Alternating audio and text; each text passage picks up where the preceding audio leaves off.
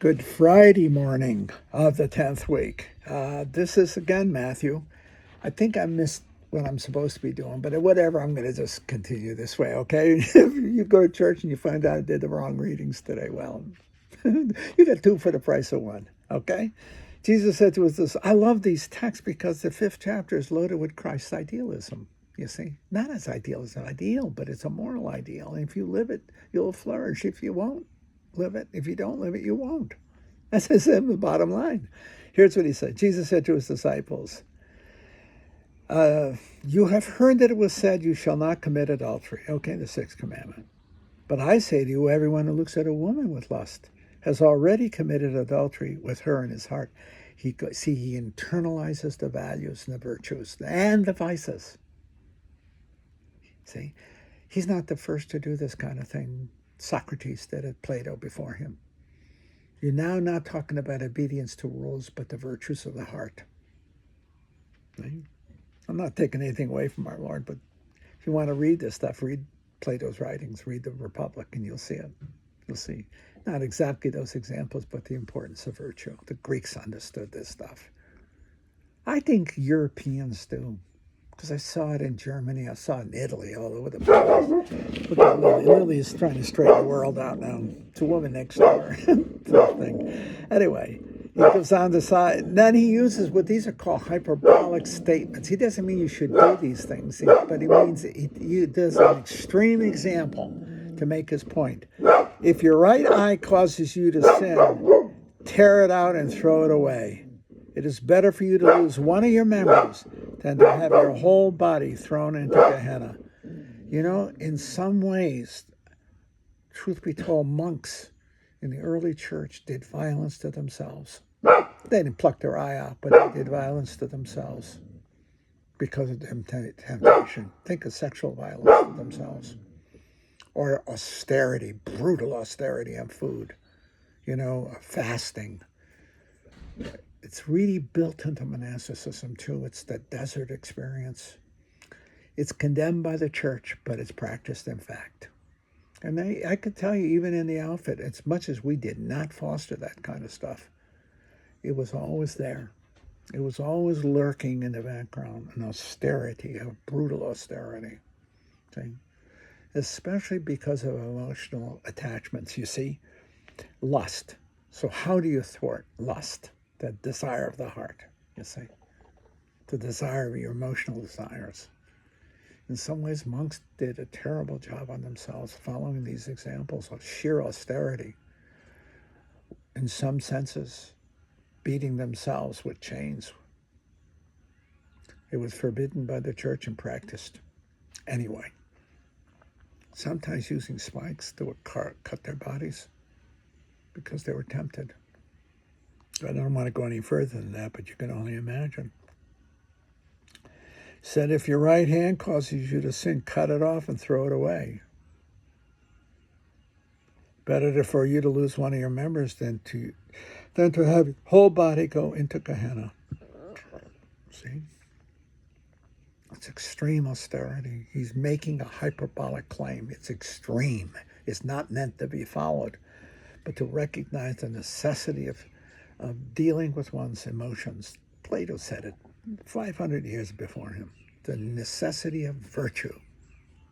And part of that is abstinence as well as fostering the positive virtues. See? So if you're going to avoid lust, you have to foster the virtues of integrity, sexual integrity, sexual and moral integrity. You can't just say no. You have to say yes to what is excellent in you. You can't simply be negative.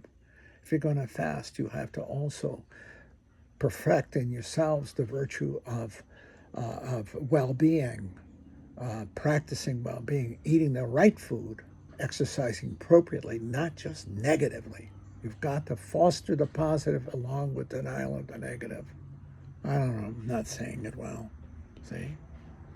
Watch what else he says. He said, it was also said, whoever divorces his wife must give her a bill of divorce. I say to you, whoever divorces his wife, unless the marriage is unlawful, that's a very tricky thing, causes her to commit adultery. And whoever marries a divorced woman commits adultery. That is the basis of the indissolubility of marriage in the Catholic Church especially. And why, when you're trying to restore, as it were, to restore a second marriage, to bring a second marriage within the church, okay? I'm not saying that right. You have to show that the first marriage was not a valid marriage. You have to say it was a legal marriage, but it wasn't valid. There was something inherently missing in the marriage such that it was not a true and complete marriage.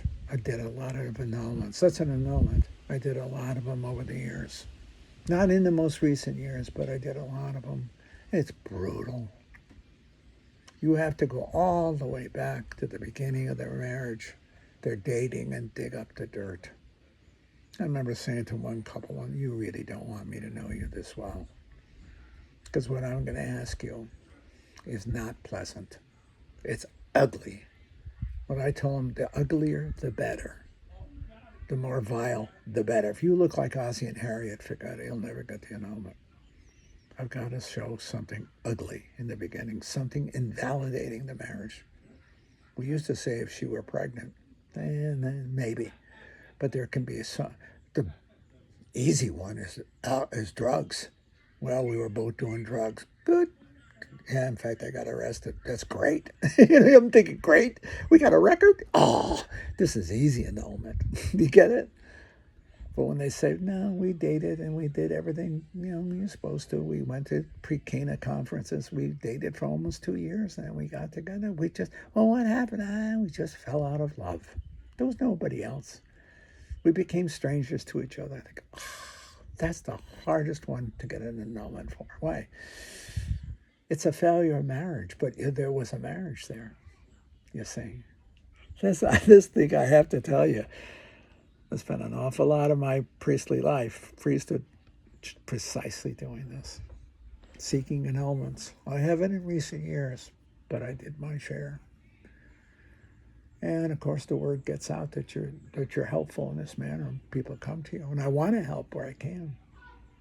I remember saying, you really don't want me to know you this well, because I'm going to ask you questions that are terribly embarrassing. The uglier, the better. If you look like Ozzie and Harriet, you can forget about it. That's right. Just wasting time. Yours and mine. See? Anyhow, these are, it's interesting. You see, these are virtues of the heart. These are virtues of the heart. You see?